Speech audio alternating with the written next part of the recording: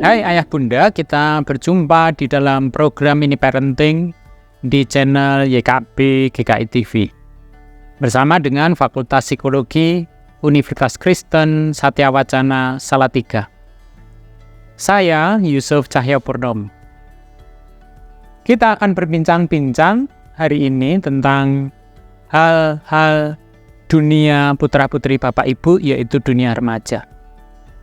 Kali ini dengan topik mengenal temperamen remaja bagian pertama. Ayah Bunda, temperamen itu adalah kombinasi dari pembawaan atau sifat-sifat yang kita warisi dari orang tua kita.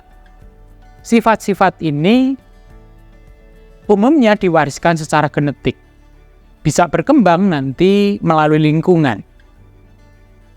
Temperamen sebenarnya adalah kata lain dari kepribadian kita.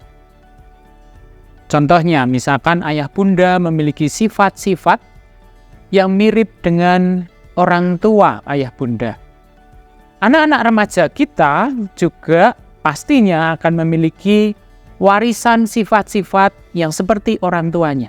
Itulah dinamakan kenapa ini adalah sebuah warisan, genetik.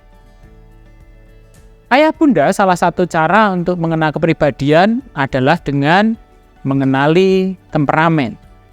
Ayah bunda, anak-anak remaja kita memiliki temperamen yang berbeda-beda.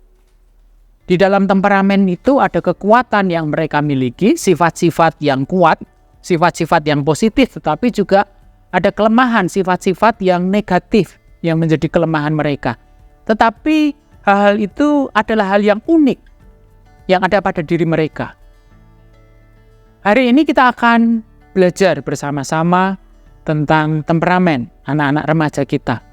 Sebagai orang tua, kita perlu mengenal mereka satu persatu. Dan karena kepribadian atau temperamen ini berbeda-beda, misalkan anak kita lebih dari satu, anaknya 3 atau 4 dengan kepribadian yang berbeda-beda, maka sebenarnya tidak perlu bagi kita untuk nanti kita membandingkan, karena mereka punya kekuatan sendiri dan mereka juga punya kelemahan sendiri. Nah, pada bagian pertama ini ada 2 temperamen yang perlu ayah bunda ketahui dan kita akan belajar bersama-sama. Pertama, anak remaja kita dengan temperamen sanguin. Anak remaja dengan bertemperamen sanguin ini punya keinginan dasar bersenang-senang. Mereka memiliki kebutuhan emosional, diperhatikan, kasih sayang, dukungan dari orang-orang yang ada di sekitarnya. Di dalam kehidupan sehari-hari, mereka mengendalikan situasi dengan cara apa? Daya tarik. Mereka akan menampilkan diri dengan daya tariknya. Anak kita bertemperamen sanguin ini mengendalikan situasi dengan membangun daya tarik. Mereka bisa ngobrol banyak, mereka bisa menampilkan diri mereka dengan menarik. Salah satu kunci kekuatan adalah mereka bisa bicara apapun, dimanapun, kapanpun. Anaknya humoris, optimis, mampu bercerita. Dan dia adalah anak yang suka bergaul. Tetapi kunci kelemahannya adalah mereka tidak terorganisasi. Tidak ingat atau detail dengan nama-nama. Kadang-kadang kalau bicara suka melebihkan, tidak serius, begitu ya. Terlalu mudah percaya dengan orang lain. Nah, anak kita ini bisa menjadi depresi ketika hidupnya tidak menyenangkan dan tampak tidak ada yang mengasihi dia. Ia akan takut ketika tidak bisa populer atau bosan. Harus hidup yang teratur sesuai dengan jadwal, itu tidak menyenangkan dia. Harus mencatat uang belanja, wah dia tidak suka dengan hal itu. Dia akan senang dengan orang yang mendengarkan dan tertawa bersama dengan dia, memuji dia, mendukung dia. Dan dia juga senang ini dengan orang yang suka mengkritik dia. Tidak menanggapi humornya, dikatakan humornya tidak lucu, tidak menganggapnya bahwa dirinya manis, cantik, dan seterusnya. Dalam hal lain, misalkan dalam hal pekerjaan, dia akan berharga terkait dengan kreativitas, warna-warni, optimisme, sentuhan-sentuhan ringan, pokoknya yang mengembirakan. Ayah bunda, anak dengan temperamen sanguin akan bisa lebih baik kalau dia bisa mengorganisasi dirinya. Tidak terlalu banyak bicara, belajar, memperhatikan waktu. Ketika anak sanguin ini stres, maka reaksinya biasanya dia akan meninggalkan tempat kejadian, mungkin berbelanja, mencari kelompok yang menyenangkan, mencari-cari alasan, ataupun mungkin juga menyalahkan orang lain. Nah, hal yang lain sebenarnya dia punya kemampuan menjadi pemimpin. Dia kalau menjadi pemimpin adalah pemimpin yang membagikan semangat, pemimpin yang menginspirasi, banyak bicara, menghibur orang. Ya. Dan dia dikenali dengan cara apa? Loh, kalau dia terus berbicara, dari jauh itu sudah kedengaran suaranya, nah itulah anak sanguin. Ayah bunda yang kedua, anak dengan temperamen kolerik. Anak dengan temperamen kolerik memiliki keinginan untuk mengatur dan mengendalikan.